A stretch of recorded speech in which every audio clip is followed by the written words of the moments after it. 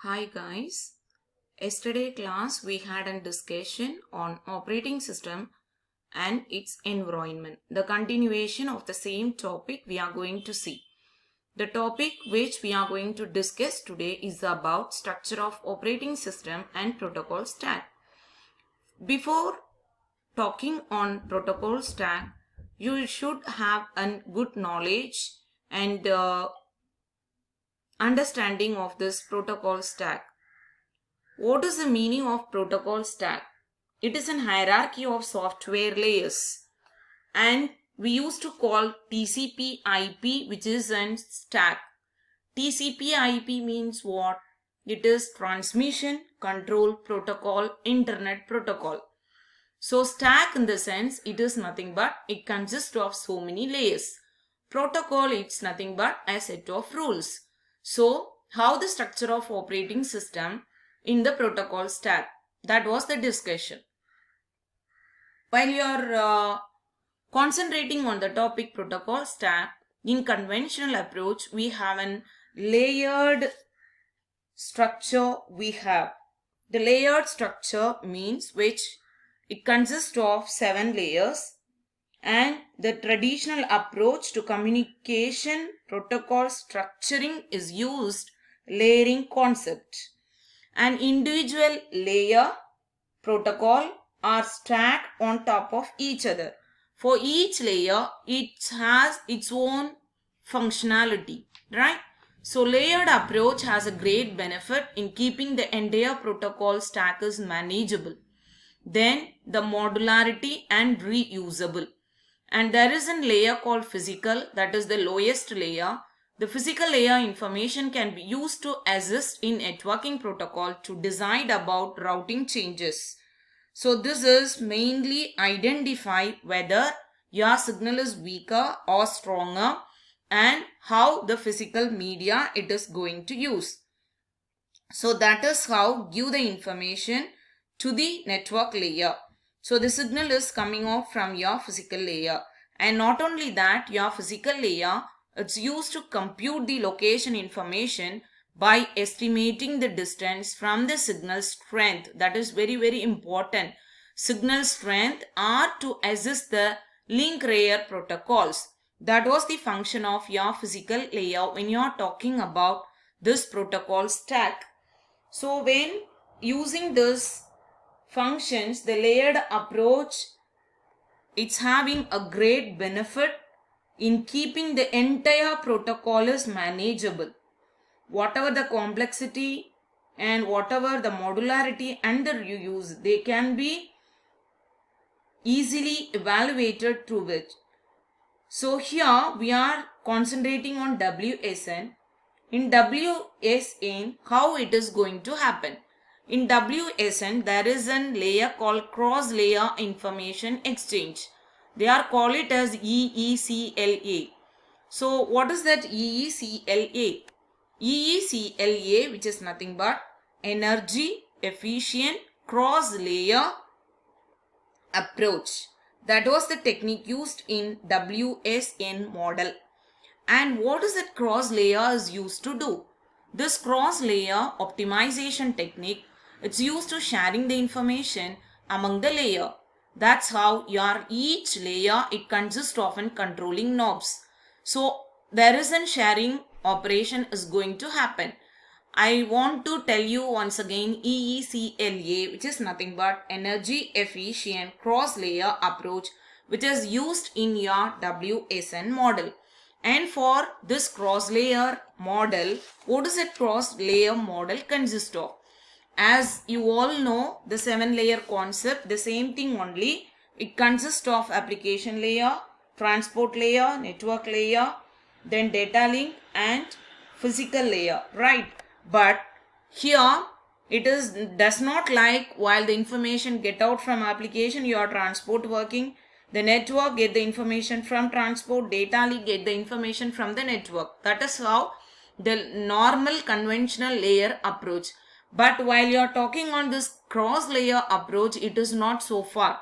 If suppose you want to get the information from physical to transport or else data link to transport, or application to data link that is possible in your cross-layer approach. That is nothing but the interaction between the layers one after another. And any layer can communicate from any other layer at it decides. So you are sharing resources between the layers. So whatever the sharing is going to happen, by the time there will be an error. So for this error checking, they are used the technique called cyclic redundancy check. This method they used to call it as an cyclic redundancy check. You all know how cyclic redundancy check is working. So cyclic redundancy check, which is nothing but, it is nothing but our division rule only. So if you have this particular term 10 1110 1100 and just I am going to divide it by 1001. So using your multiplication and the division rule of your boolean, you have to do like this. Whatever the last term, this is what after CRC check I am going to get the result. So this is how the error is checking. This is called the CRC check in your cross layer approach. So application. So whatever you want to communicate from to this or this to this, it is possible when you are going to the concept of cross layer approach. The next operating system environment, the next one is about dynamic energy and power management. So what does it mean, dynamic energy and power management? It is nothing but whatever the switching individual components into various sleep state are reducing their performance by scaling down frequently. So dynamic energy means it is like we used to call in short term, it is DVS. So DVS, which is nothing but dynamic voltage scaling, and one more term is there, that is DPM, that is dynamic power management. So you should know the difference between DPM and DVS. So here actually it gives a technical solution, requires some consideration, that is if suppose there is only one task to be run in an operating system, then what you are supposed to do, you have to have a clever schedule operation, right? So how to decide the schedule operation? So for that purpose, they find out the clock rate to use in each situation to meet all the deadline. That is very, very important. But how they can design the clock rate? So they were in need of feedback from the application. It has mostly studied in traditional application. So after studying the operation, they will come to know the feedback. From the feedback, they can able to decide which clock rate can be used for each situation to meet the deadline. So we were in need of a clever scheduler. Then only we can use in a particular efficient way, because your nodes are smaller in size and it is very impossible to manually change. And moreover, if there is a failure in any nodes in the application, it will cause the entire network will be getting off. So we were looking into the power management is very, very important. And one more thing is, there are two complications when you are talking on this power management. One is energy and the another one is time. The energy and the time will vary according to the transition of a component between any two states. If suppose two tasks are going to happen, then there will be a complication on energy and the time for the transition period. So it is very, very important. So there are two things very important, that is power consumption we have to minimize. The network wide sleeping slate, that is very important. On the concept of power management, we are discussing on DVS based power management in various circumstances, right? The next one is about probabilistic state transition policy. What is that probabilistic state transition policy? It is used to regulating the transition between various sleep states. So the regulating the operation of various transition, we have to get sleep state. So the sensors are randomly distributed over a fixed area. We don't know. Maybe like 1000 sensors node or 10,000, or it is maybe 500. And we are just fixing randomly. So each one, it will have its own complexity. So we have to assume the events arrive with certain temporal distribution and the spatial distribution. Temporal and spatial means it's like in time and the frequency. So there should be some process we have to get into. So for that, they are just computing the probability for the time to the next event. So they are finding the deepest sleep state out of several possible ones. So after analyzing the temporal distribution and the spatial distribution, they are just arriving some policy based on the probabilistic method. So they found the deepest sleep state out of several possible ones. That is how they are doing the probabilistic state transition policies. So from which they can get the missing events when the sensors are shut down in sleep mode. So the probabilistic rules on how to decide whether you can go to deep sleep mode, that can be easily identified. So controlling dynamic voltage scaling, the control into the kernel of the operating system achieves a efficiency is greater.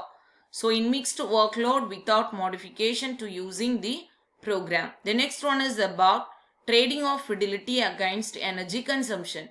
What is the trading of fidelity against the consumption? It is giving imprecise computation results. It is not accurate because of the computation results in WSN.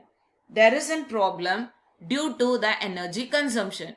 So they are using some approximation algorithm to indicate the result quality, how much energy it needs. So based on the approximation algorithm, they can able to identify the quality of the system what you are working on. I would like to inform to you there is a research going on in WSN. So what are the research in 1990s? There is a node called Mica modes.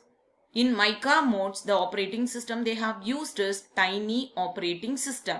The tiny operating system we have discussed in the previous class. There are two operating systems. One is embedded, the another one is tiny. So in 1990s, they had developed the mode that is Mica mode, which is the operating system is about tiny OS. Then next node is called EYES, EYES. What is the abbreviation of this EYES? E, energy, efficient, sensor, network. So EYES node which is developed through Texas Instruments. So this EYES which is nothing but energy efficient sensor network. The main advantage of this node is particularly they are concentrating on the factor of energy. So they are getting efficient energy out of this EYES node used in a particular operation. The next one is called radio modem SAW filter. Together they have developed by Intel Corporation, and the communication module they have developed Bluetooth, and the model is called BT nodes. So your BT nodes is consisting of MSP, that is your processor 430 microcontroller.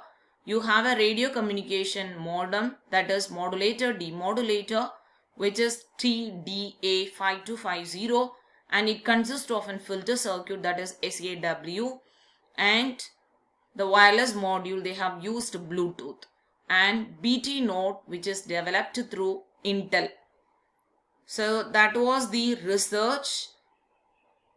It's talking on your sensor network configuration. The nodes developed are Mica mode. There are so many modes are there. Berkeley modes are there. Berkeley modes we had a discussion on the first unit. We had little bit discussion, I think so. So anyway, the same Berkeley node we'll had a discussion on the 5th unit also. So here the nodes are Mica node, EYES node and BT node. So while we are concentrating on these three nodes, even the construction, the components, inverter, all are different. That was the present technology they are using in WSN research. Okay, thank you.